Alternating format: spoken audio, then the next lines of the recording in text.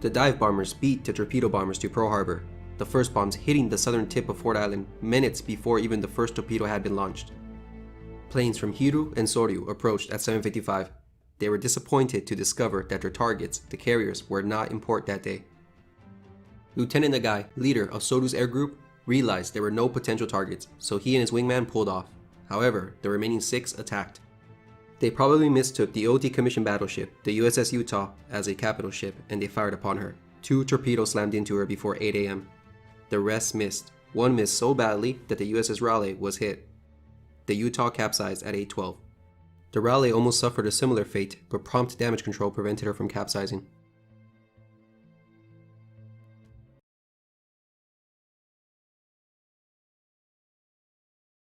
Nagai went around Ford Island and launched against what he believed was a battleship. In reality, it was just a cruiser, the USS Helena. She was double berthed with an old mine layer, the Oglala. Its silhouette probably gave the impression of a battleship. His torpedo actually went under Oglala's heel and exploded into Helena's hull, damaging both ships. Nagai's wingman recognized that it was just a cruiser and decided to attack Battleship Row instead. The 8 Hiru planes didn't fare any better. Lieutenant Hirata and his wingman saw that there were no viable targets, so they headed for Battleship Row. However, the remaining 6 aircraft who were lagging behind got to see Nagai's attack on Helena and followed suit. 4 launched torpedoes, but they all missed terribly. The last pair aborted their run at the last minute and headed for the battleships. So now we have 4 Hiru and 1 Soryu plane maneuvering for Battleship Row, cutting right across the path of the other 24 torpedo bombers who are just coming in. In this photograph, you can see the opening stages of the attack. Both the Utah and Raleigh have been hit, and Utah is listing to port. At this moment, the torpedo runs against the battleships have begun. You can even spot 2 planes finishing their bomb runs.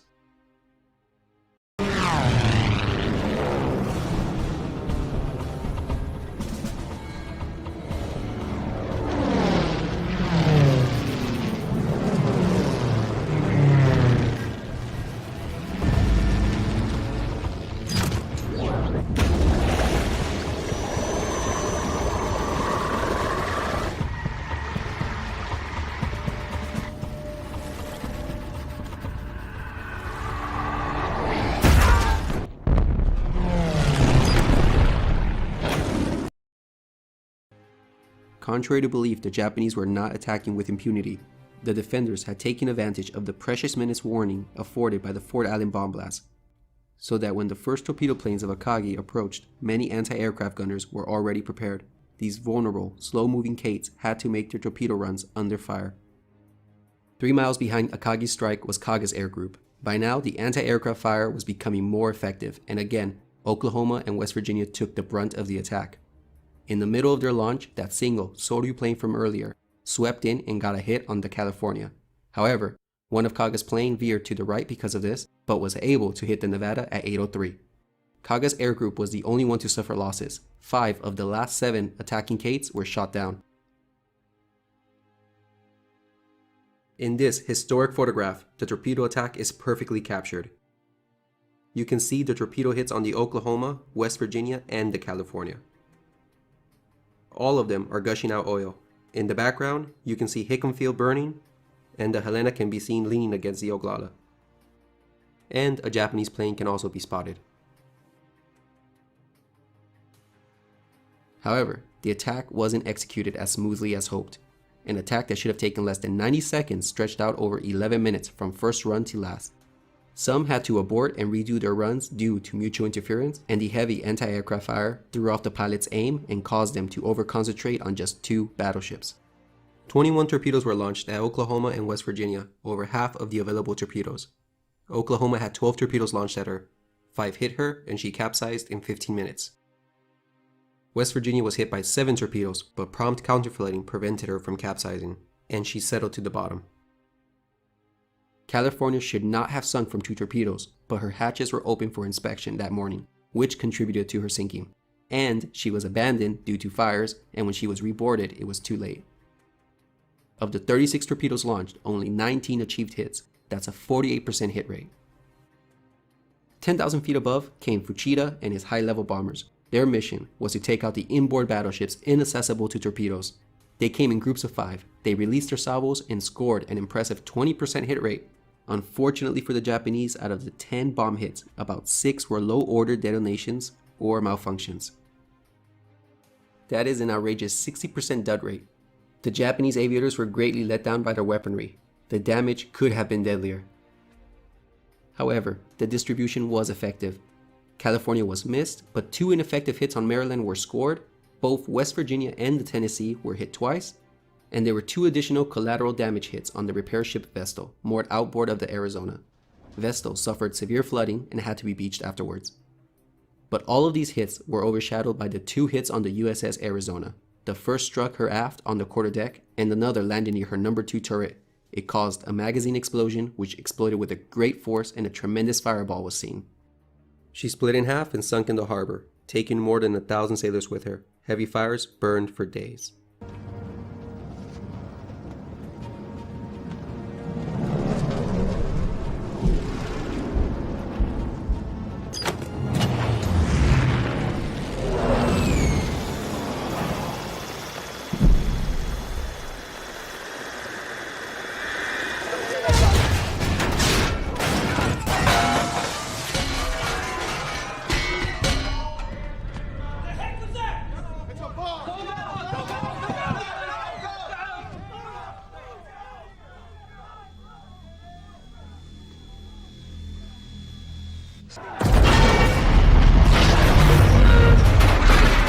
The explosion was actually caught on tape by Dr. Hackinson, who was on the hospital ship Solace.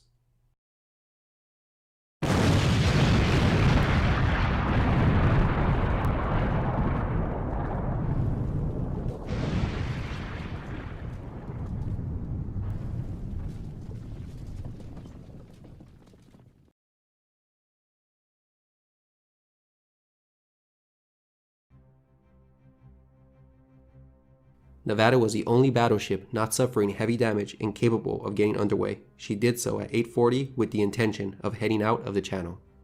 Now, one of the mini-subs actually did make it into the harbor. The other 4 were unsuccessful.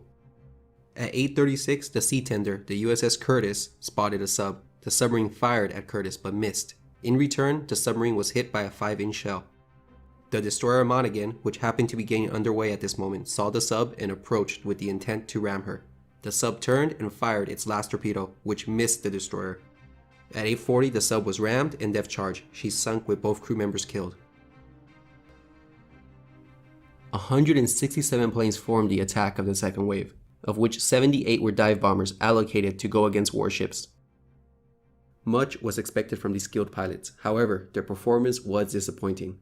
First, take a moment to see what they were up against. By now, the anti-aircraft defenses were up and ready to greet the dive bombers. Couple this with the fact that there was a 70 to 90% low overcast, their accuracy was destined to be off.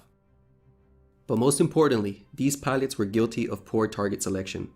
This was their priority list. These dive bombers with their general purpose bombs were well suited for attacking the 8 cruisers left in Pearl Harbor. But during the attack, about roughly 30 attacked battleships, only 17 went for cruisers, 16 attacked destroyers, and 12 attacked auxiliaries. The attack began at 8:54. The USS Nevada was caught in its escape during the second wave. The prospect of sinking the ship in the channel and thus blocking access to Pearl Harbor was a very, very improbable outcome. However, the pilots couldn't resist the opportunity, so they attacked from 2 directions. 14 to 18 valves dropped against Nevada. Nevada was hit 5 times by 9 o'clock. And at 9:10, she had to beach herself. This was the shining moment of the second wave. But it deserves to be criticized. Did they contribute to sinking a battleship? Yeah, but it was by the rarest of luck.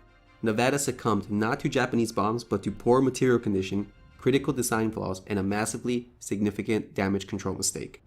And again, it still doesn't make it any wiser. The battleship should have been avoided. The attempt to sink Nevada in the channel was a waste of ordnance that could have been better employed against targets more vulnerable to their effects. 1 to 3 dive bombers went for California, scoring 1 hit. The USS Pennsylvania, the fleet's flagship, the only battleship in dock, was also poorly selected. 9 bombers went after her. She suffered only a single hit at 9:06. The real victims, though, were the 2 destroyers ahead of her. which received collateral damage.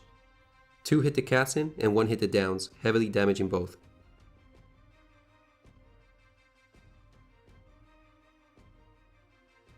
So there could be a cultural explanation to why the Japanese pilots went for battleships. These young 20-year-old pilots were going into the most significant battle in Japan's history. No one wanted to go back home and report that they attacked a simple cruiser or a destroyer. No way. They wanted to go for battleships, sticking true to their samurai spirit.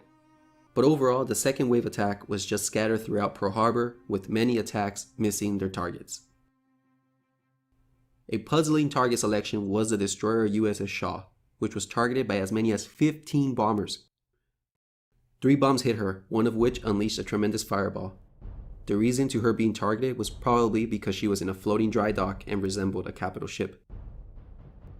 On the west side, the Curtis, a sea tender, was inexplicably targeted.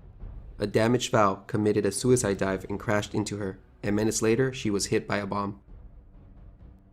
And lastly, the only hit on a top priority target was on the Raleigh.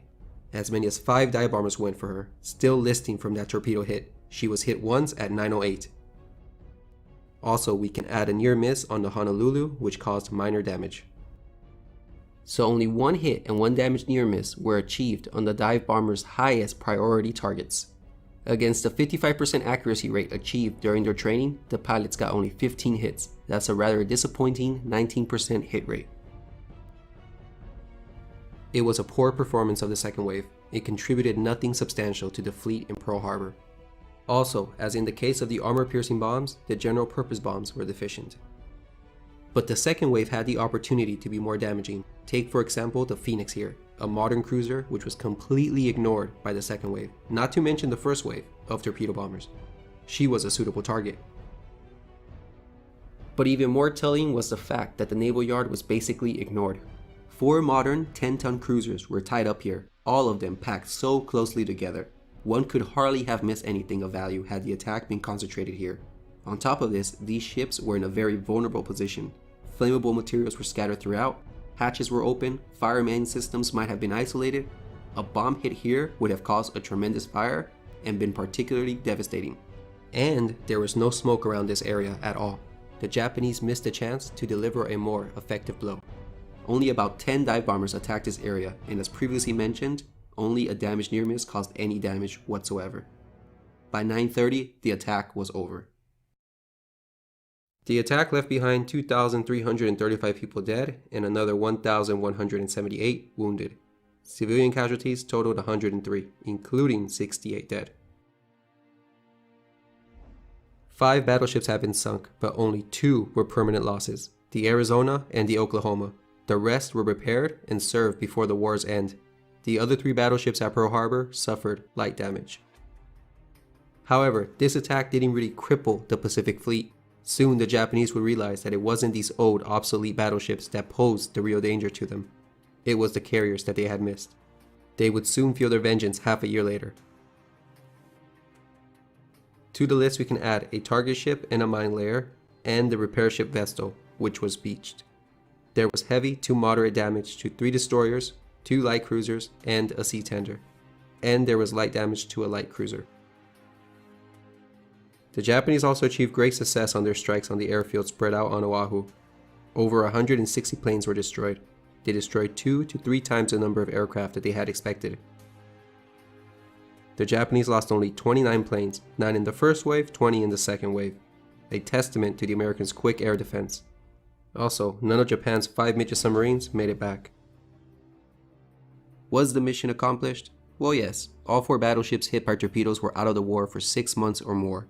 And they had sunk 1 other battleship by bombs alone. And with that, the Kido Butai sailed back home, unscathed. World War II had just started for America, and the sneak attack left behind a temporary shocked nation, but a nation that afterwards would be resolved to finish the war with nothing less than a total victory on their side. The Japanese had awoken a sleeping giant.